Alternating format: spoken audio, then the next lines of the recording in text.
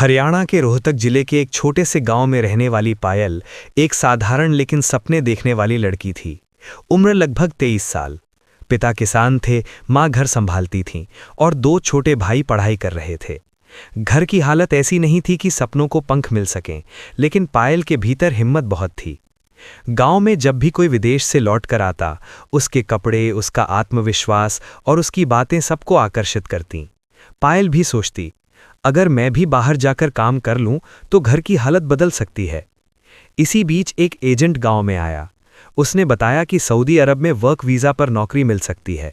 तनख्वाह अच्छी थी, रहने खाने की व्यवस्था कंपनी की तरफ से।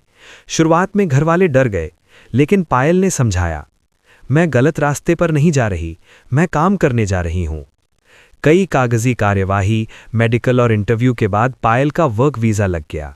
जब वो पहली बार हवाई जहाज में बैठी तो दिल जोर जोर से धड़क रहा था। डर भी था, उत्साह भी। सऊदी अरब पहुंचते ही सब कुछ अलग लगा। ऊंची ऊंची इमारतें, चमचमाती सड़कें और एक अजीब सी खामोशी। पायल को जिस कंपनी में काम मिला वो एक पाकिस्तानी कंपनी थी जो कंस्ट्रक्शन और सप्लाई का काम करती थी। ऑफिस में ज्यादातर स्टाफ पाकिस्तानी था। शुरू में पायल को भाषा और माहौल समझने में दिक्कत हुई, लेकिन वो मेहनती थी। कुछ ही दिनों में उसने काम सीख लिया। उसका मैनेजर इमरान लगभग 30-32 साल का, पढ़ा लिखा और बातचीत में मीठा था। शुरू में वो सिर्फ एक प्रोफेशनल मैनेजर की तरह ही पेश आता था, काम समझाना, टाइम पर रिपोर्ट लेना, बस। लेकिन समय के साथ चीजें बदलने लगीं। पायल ने महसूस किया कि अब इमरान उसे जरूरत से ज्यादा देखने लगा है। मीटिंग में उसकी तरफ ज्यादा ध्यान, छोटी छोटी बातों पर तारीफ और कभी कभी बेवजह मदद। एक दिन उसने कहा, आप बहुत समझदार हैं पायल, इंडिया की लड़कियां सच में मेहनती होती हैं। पायल ने इसे सामान्य तारीफ समझकर अनसुना कर दिया। वो सिर्फ काम पर ध्यान देना चाहती थी। लेकिन कुछ हफ्तों बाद इमरान का व्यवहार साफ बदल गया। अब वो अकेले में बात करने की कोशिश करता, कॉफी ऑफर करता और निजी सवाल पूछने लगा। पायल को अजीब लगा, लेकिन उसने दूरी बनाई रखी। एक शाम ऑफिस के बाद इमरान ने पायल को रोक लिया। आवाज में गंभीरता थी। उसने कहा, पायल, मैं आपसे कुछ जरूरी बात करना चाहता हूं। पायल घबरा गई। इमरान ने सीधा कह दिया, मुझे आप पसंद हैं, मैं आपसे शादी करना चाहता हूं। पायल को जैसे जमीन खिसकती महसूस हुई। उसने तुरंत जवाब दिया, सर, ये मुमकिन नहीं है, मैं यहां सिर्फ काम करने आई हूं। इमरान ने समझाने की कोशिश की, मैं बुरा आदमी नहीं हूं, शादी के बाद आप पाकिस्तान चलेंगी, सब ठीक रहेगा। पायल ने साफ इनकार कर दिया। इसके बाद माहौल बदल गया। ऑफिस में पायल को महसूस होने लगा कि उस पर दबाव बढ़ रहा है। कभी काम में कमी निकाली जाती, कभी छुट्टी में कटौती। एक दिन इमरान ने उसे फिर बुलाया। इस बार उसके शब्दों में भावनाओं के साथ लालच भी था। अगर तुम शादी के लिए हां कह दो, उसने कहा, तो मैं तुम्हें बहुत पैसे दूंगा, तुम्हारे घर वालों की जिंदगी बदल जाएगी। पायल के सामने माँ बाप, भाइयों की पढ़ाई और कर्ज की तस्वीर घूम गई। उस रात वो सो नहीं पाई। दिल और दिमाग के बीच युद्ध चल रहा था। एक तरफ आत्मसम्मान, दूसरी तरफ परिवार की मजबूरी। कई दिनों के मानसिक दबाव के बाद पायल टूटने लगी। उसने सोचा, अगर शादी करके सब ठीक हो जाए तो क्या बुरा है। आखिरकार पैसों के लालच और हालात के दबाव में उसने शादी के लिए हां कह दी। कंपनी के कुछ लोगों की मौजूदगी में सादे तरीके से शादी हुई। पायल को लगा कि शायद अब सब आसान हो जाएगा, लेकिन वो नहीं जानती थी कि ये फैसला उसे एक नए, अनजाने और भी जटिल रास्ते पर ले जा रहा है। शादी के कुछ ही हफ्तों बाद इमरान ने कहा, अब हमें पाकिस्तान चलना चाहिए, वहीं असली जिंदगी शुरू होगी। पायल का दिल घबरा गया। भारत से सऊदी और अब पाकिस्तान, सब कुछ बहुत तेजी से हो रहा था, लेकिन अब पीछे हटने का रास्ता मुश्किल था। कुछ दिनों बाद दोनों पाकिस्तान के लिए रवाना हो गए और यहीं से पायल की जिंदगी का असली इम्तिहान शुरू होने वाला था। इमरान ने पायल को भरोसा दिलाया, डरो मत, अब तुम मेरी पत्नी हो, सब ठीक रहेगा। लेकिन पायल का दिल ये बात मानने को तैयार नहीं था। इमरान जिस घर में पायल को लेकर गया वो उसके सपनों जैसा नहीं था। एक पुराना सा मोहल्ला, संकरी गलियां और एक संयुक्त परिवार, सास, देवर, ननद, सब एक ही छत के नीचे। पहले ही दिन पायल को समझ आ गया कि यहां उसकी पहचान सिर्फ बहू तक सीमित रहने वाली है। सुबह से रात तक काम, खाना बनाना, साफ सफाई, रिश्तेदारों की बातें सुनना और हर कदम पर निगरानी। जब पायल ने कहा कि वो बाहर घूमना या किसी से बात करना चाहती है, तो जवाब मिला, यहाँ की औरतें ऐसे नहीं रहती।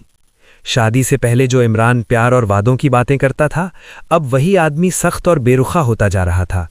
वो अक्सर कहता, मैंने तुमसे शादी करके एहसान किया है। पायल को ये शब्द चुभते थे। वो सोचती, क्या यही कीमत थी पैसों की? शादी के बाद वाकई पायल के घर भारत में पैसे भेजे जाने लगे। माँ बाप खुश थे, भाइयों की पढ़ाई सुधरने लगी, लेकिन पायल खुद अंदर से खाली होती जा रही थी। वो किसी से खुलकर बात नहीं कर सकती थी। मोबाइल सीमित समय के लिए मिलता। भारत फोन करने पर सवाल जवाब होते। रातों को वो चुपचाप रोती ताकि कोई सुन न ले। समय के साथ इमरान में शक की भावना बढ़ती गई। अगर पायल देर से उठती, सवाल। अगर खिड़की से बाहर देखती, सवाल। अगर घर में हंस देती, सवाल। एक दिन इमरान ने गुस्से में कहा, तुम्हारा भारत से कोई रिश्ता अब नहीं होना चाहिए। उस पल पायल को एहसास हुआ कि वो सिर्फ एक देश नहीं, अपनी आज़ादी भी छोड़ चुकी है। एक रात पायल ने हिम्मत करके कहा, मैं अपने माता पिता से मिलना चाहती हूँ, भारत जाना चाहती हूँ। इमरान का चेहरा सख्त हो गया। उसने कहा, अब ये मुमकिन नहीं है। उस पल पायल के भीतर कुछ टूट गया। वो समझ गई कि अगर उसने अभी आवाज नहीं उठाई तो उसकी जिंदगी यहीं कैद हो जाएगी। कुछ दिनों बाद पड़ोस में रहने वाली एक बुजुर्ग महिला से पायल की बात हुई। उसी महिला ने चुपके से कहा, बेटी, अगर कभी मुश्किल हो तो अपने देश की मदद लेना। पहली बार पायल को लगा कि वो पूरी तरह अकेली नहीं है। उसने मन ही मन ठान लिया, जो भी हो, मुझे अपने देश वापस जाना है। लेकिन ये रास्ता आसान नहीं था, क्योंकि अब सिर्फ शादी नहीं, सरहदें, कानून और डर सब उसके सामने खड़े थे। पायल ने जिस दिन मन ही मन ये तय कर लिया कि उसे भारत वापस लौटना है, उसी दिन से उसने खुद को संभालना शुरू कर दिया। वो जानती थी कि गुस्से या जल्दबाजी से कुछ नहीं होगा। यहाँ हर कदम सोच समझकर उठाना जरूरी था। वो बाहर से शांत दिखती, लेकिन भीतर योजना बना रही थी। धीरे धीरे उसने अपने जरूरी कागजात की जानकारी जुटाई। पासपोर्ट कहाँ रखा है, निकाह के दस्तावेज किस अलमारी में है और किस समय इमरान घर से बाहर रहता है। उसी बुजुर्ग पड़ोसन ने उसे एक और सलाह दी, बेटी, अपने देश के दूतावास से संपर्क करो, वही तुम्हारी असली मदद करेंगे। ये बात पायल के दिल में घर कर गई। एक दिन जब इमरान काम पर गया हुआ था, पायल को कुछ मिनटों के लिए फोन मिला। हाथ कांप रहे थे, दिल जोर जोर से धड़क रहा था, लेकिन उसने हिम्मत करके इंडियन एम्बेसी का नंबर मिलाया।